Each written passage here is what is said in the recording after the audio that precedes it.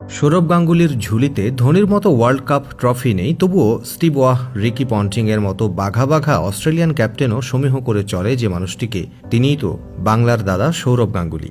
একবার ইন্ডিয়ার কোচ থাকাকালীন রবি শাস্ত্রী মজা করে সৌরভ গাঙ্গুলিকে জিজ্ঞেস করেছিলেন, ইডেন গার্ডেনে সৌরভ নামের কোনো স্ট্যান্ড নেই কেন?